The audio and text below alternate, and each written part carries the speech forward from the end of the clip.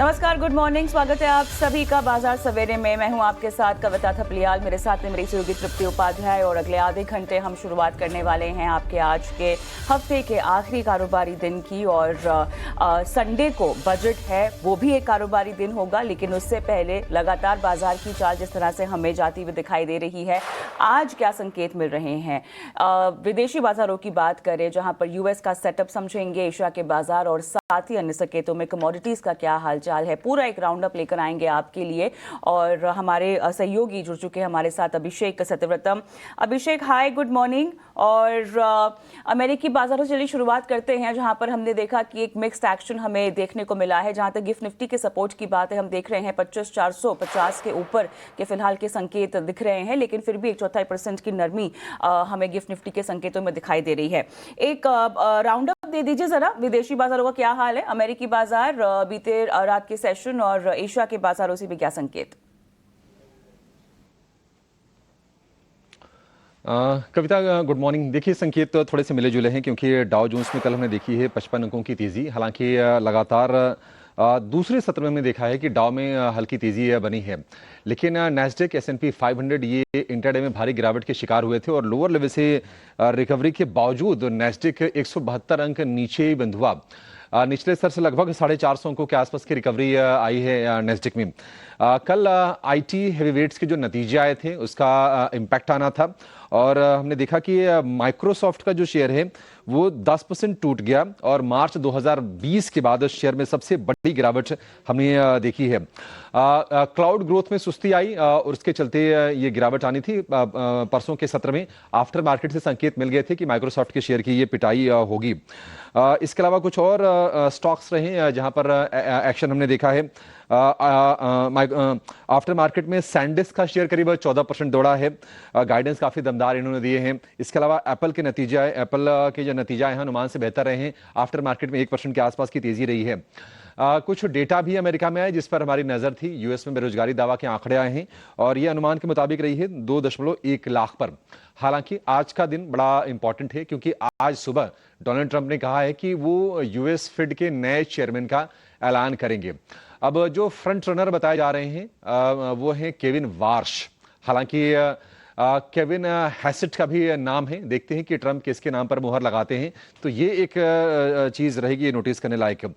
एशियाई बाजारों की बात करें तो हमने देखा कि निकेई में लगातार चौथे सत्र में तेजी है। आज लगभग 100-125 अंकों के आसपास की मजबूती पर आपको कारोबार होता हुआ दिखाई देगा। इसके अलावा कोस्पी में भी लगातार चौथे सत्र में तेजी हो रही है और लगभग 1.25% के आसपास की बढ़त हम कोस्पी में देख रहे हैं। अन्य संकेतों की बात करें तो ईरान को लेकर जो अमेरिका की धमकी है कि उनका जो सैन्य काफिला है वो काफी तेजी से आगे बढ़ रहा है और काफी भयानक हमले करेंगे। वो न्यूक्लियर डील के लिए ईरान के ऊपर ट्रंप प्रेशर बना रहे हैं और उसके चलते हम देखें कि सप्लाई को लेकर थोड़े से कंसर्न्स हैं और क्रूड में लगातार तेजी हो रही है। ब्रेंट क्रूड का भाव $70 के निकलकर $70 के पार निकलकर $71 के आसपास आपको कारोबार करता हुआ नजर आएगा। सोने में काफी ज्यादा उथल पुथल है। रिकॉर्ड बनने के बाद हम देख रहे हैं कि रिकॉर्ड ऊंचाई से मुनाफा वसूली भी हो रही है। भाव आगे हैं $54 प्रति औंस के नीचे। फिलहाल अगर आप कीमतें देखेंगे तो $5,311 प्रति औंस के भाव आपको गोल्ड के नजर आएंगे। तो शार्प फॉल आया करीब 5-5.5% के आसपास का सोने में। चांदी में भी थोड़ी थोड़ी नरमी निश्चित तौर पर आई है ऊपरी स्तरों से। डॉलर इंडेक्स की बात करें तो 96.01 तक गिर के आ गया था डॉलर इंडेक्स। हालांकि लोअर लेवल से थोड़ा सा स्ट्रेंथ गेन कर रहा है। 96.44%, 96.44 ये है डॉलर इंडेक्स का लेवल। और यूएस के 10 ईयर की बॉन्ड यील्ड की बात करें तो ये है 4.25%। उसमें कोई ज्यादा चेंजेस है नहीं। तो कुल मिलाजुला के संकेत आज हम देख रहे हैं कि मिक्स्ड हैं। मतलब अमेरिका में डाउ थोड़ा सा चढ़ा है, लेकिन नैस्डैक में तेज गिरावट आई है। एस&पी 500 में लगातार दूसरे दिन गिरा है। हालांकि एशिया में जो तेजी हो रही है, निकेई काफी हल्की सी बढ़त के साथ कारोबार करता हुआ नजर आएगा। लेकिन भारतीय बाजार तेजी की हैट्रिक लगा चुके हैं और आज थोड़ी सी मुनाफा वसूली के संकेत फिलहाल गिफ्ट निफ्टी से मिलते हुए दिखाई दे रहे हैं। 25,460 के लेवल है।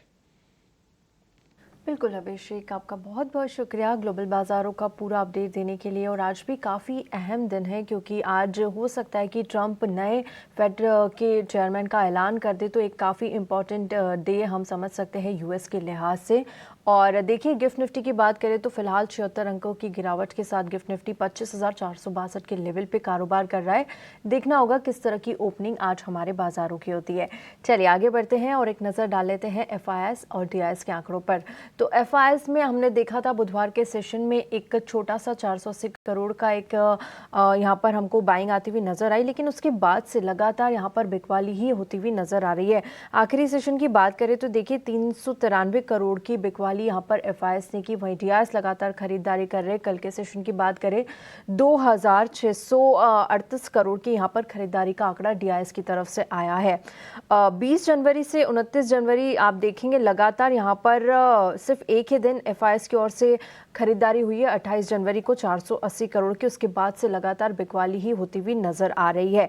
एफआईआईएस इंडेक्स फ्यूचर्स की बात करें तो 1763 करोड़ का बिकवाली का आंकड़ा यहाँ पर भी आता हुआ दिखा है। इंडेक्स ऑप्शन में 4011 करोड़ की बिकवाली का ही आंकड़ा रहा है। स्टॉक फ्यूचर्स में भी 5710 करोड़ की एक बिकवाली का नंबर आपको आता हुआ यहाँ पर भी दिखेगा। वहीं एफआईआईएस स्टॉक्स ऑप्शंस की बात करें तो यहाँ पर 533 करोड़ की बिकवाली का आंकड़ा आता हुआ नजर आया है। लगातार डीआईएस खरीदारी कर रहे हैं और एफआईआईएस यहाँ पर बेच रहे हैं। देखना होगा बजट के बाद किस तरह का ट्रैक्शन यहाँ पर एफआईआईएस की ओर से भारतीय बाजारों के लिए आता हुआ नजर आता है। चलिए आगे बढ़ते हैं और अब अपने खास मेहमान को भी शो में शामिल कर लेते हैं। इस वक्त हमारे साथ एंजल वन से राजेश भोसले जुड़ चुके हैं। राजेश जी गुड मॉर्निंग, स्वागत है आपका बाजार सवेरे में। मैं तृप्ति बात कर रही हूं और सबसे पहले मार्केट सेटअप ही आपसे समझना चाहेंगे। देखिए कल के सेशन में थोड़ी सी वॉलेटिलिटी थी, लेकिन आखिरी घंटे में शानदार रिकवरी बाजार ने दिखाई। और निफ्टी की बात करें तो यहां पर करीब 76 अंक चढ़कर 25,418 के लेवल पे निफ्टी की क्लोजिंग हुई। वहीं बैंक निफ्टी 359 अंक चढ़कर 59,957 के लेवल पे बैंक निफ्टी ने क्लोजिंग दी। आज के लिए हफ्ते का आखिरी कारोबारी दिन तो नहीं कह सकते क्योंकि संडे के दिन बाजार खुलेंगे, फिर से बजट डे रहेगा। तो किस तरह का सेटअप आज आप देख रहे हैं निफ्टी और बैंक निफ्टी के लिए? जी नमस्कार, गुड मॉर्निंग। देखिए लास्ट 3 सेशन में निफ्टी में लोअर लेवल से एक काफी अच्छा बाउंस देखने को मिला है, बट अभी भी अगर आप देखें तो मार्केट एक क्रूशियल लेवल्स के नीचे ट्रेड कर रहा है, वो है अराउंड 25,600 के आसपास। तो यहाँ पे 50 और 89 ये में है। मार्केट जो है आज एक लास्ट सेशन है अहेड ऑफ बजट, तो थोड़ा सा कॉशियस नोट पे ट्रेड कर सकता है, जहाँ पे 25,600 जैसे मैंने हाईलाइट किया एक इम्पोर्टेंट रेजिस्टेंस रहेगा। कल के सत्र में हमने देखा था कि लोअर लेवल्स पे काफी अच्छी बाइंग देखने को मिली थी, तो वही रणनीति यहाँ पे रखनी चाहिए। कोई भी जो डिप है, डिप में बाय करने की रणनीति रखिए। कल के सत्र में 25,200 के आसपास सपोर्ट दिया था, जहाँ पे 200 डीए में है, तो नीचे में 25,200 जो 200 डीए में है वो सपोर्ट रहेगा।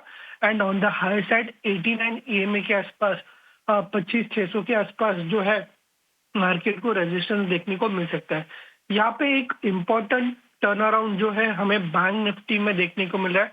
काफी एक अच्छी एक स्ट्रॉन्ग क्लोजिंग देखने को मिल रही है 60,000 के आसपास। ये पॉजिटिव मोमेंटम अगर कंटिन्यू रहता है आज के सेशन में, तो पॉसिबली जो न्यू हाइज है अराउंड 60,200 के आसपास, 60,200 से 300 के आसपास, तो वो रिटेस्ट हो सकते हैं। एंड उसके ऊपर अगर क्लोज आता है तो काफी एक शानदार परफॉर्मेंस यहाँ पे देखने को मिल सकता है। तो बैंकिंग स्पेस में डेफिनेटली जो है रणनीति पॉजिटिव रखनी चाहिए। कोई भी जो अगर छोटी मोटी डिप आती है तो उसमें बाय करना चाहिए। 59,800 के आसपास जो है इमीडिएट सपोर्ट है, एंड 60,300 से 400 के बीच में इमीडिएट रेजिस्टेंस रहेगा। यहाँ पर बैंक निफ्टी पर आप ज़्यादा बुलिश है और बाय ऑन डिप्स की रणनीति निफ्टी और बैंक निफ्टी दोनों पर यहाँ पर लागू होती है। तो कोई भी यहाँ पर डिप आता है यहाँ पर आप खरीद के चल सकते हैं। चलिए राजेश जी, आपने इंडेक्स पर राय दी, लेकिन आज के सेशन के लिए कोई ट्रेडिंग पिक्स आपकी तरफ से? जी लास्ट फ्यू सेशंस में हम देखे कि जो पब्लिक सेक्टर स्पेस है तो उसमें काफी एक अच्छा ट्रैक्शन देखने को मिल रहा है। एक बजट का भी थीम है एंड एक्सपेक्ट कर रहे हैं कि ये जो मोमेंटम है कंटिन्यू रह सकता है। इस स्पेस में से हमें एनटीपीसी काफी अच्छा लग रहा है। एक स्ट्रॉन्ग ब्रेकआउट जो है हमें चार्ट्स में दिखाई दे रहा है, एक कप एंड हैंडल फॉर्मेशन देखने को मिल रहा है। तो एनटीपीसी बाय करके चलना है 347 के स्टॉप लॉस के साथ। इन द नियर टर्म हम एक्सपेक्ट कर रहे हैं स्टॉक जो है 375 लेवल्स तक ऊपर में जा सकता है। मार्केट अभी भी जो है एक कॉशियस नोट पे ट्रेड कर रहा है, अभी भी अनसर्टेनिटी है। तो एक बाई के साथ एक सेल भी देना चाहूंगा मैं। सेल में मैं देना चाहूंगा इंडिगो इंटरग्लोब एविएशन। देखिए दिसंबर में एक बाउंस आया था स्टॉक में, बट ओवरऑल अभी भी चार्ट स्ट्रक्चर नेगेटिव है एंड रीसेंट बाउंस के बाद वापस प्राइजेस ने दिसंबर के स्विंग लोस को ब्रेक किया है। कल के सत्र में हमने देखा था कि ओपन हाई मॉर्बुजो एक बेरिश फॉर्मेशन देखने को मिला था। स्टॉक जो है कोई भी बाउंस में 20 EMA पे रेजिस्टेंस ले रहा है, तो यहाँ पे इंडिगो में सेटअप काफी वीक लग रहा है। यहाँ पे हर बाउंस में सेल करना है एज लॉन्ग ये 4780 के नीचे रहता है। इसमें वीकनेस कंटिन्यूड एक्सपेक्टेड है, 4780 का स्टॉप लॉस रखना है एंड नीचे में हम एक्सपेक्ट कर रहे हैं स्टॉक जो है नियर टर्म में 4300 लेवल तक एक फर्दर डाउनसाइड देखने को मिल सकता है। ऑलराइट, चलिए यहाँ पर आपकी कॉल्स के तहत एनटीपीसी में खरीदारी की सलाह राजेश आपने दी। 375 के टारगेट, 347 का स्टॉप लॉस, वहीं सेल कॉल इंडिगो में आती हुई जहाँ पे टारगेट 4300 का रेकमेंड किया है, स्टॉप लॉस 4780 का। बहुत शुक्रिया आपका, आप जुड़े हमारे साथ और रणनीतियाँ बताइए आज। लेकिन